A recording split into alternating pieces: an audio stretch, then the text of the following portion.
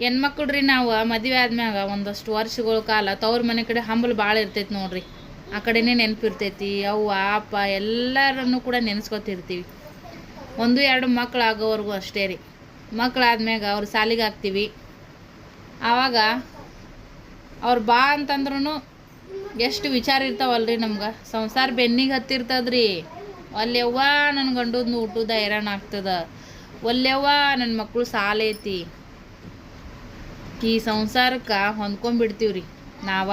ದೇವರು ಬುದ್ಧಿ ಹೆಂಗೆ ಹಾಕಿಬಿಟ್ಟಿರ್ತಾರೆ ನೋಡ್ರಿ ಹೆಣ್ಮಕ್ಳಿಗೆ.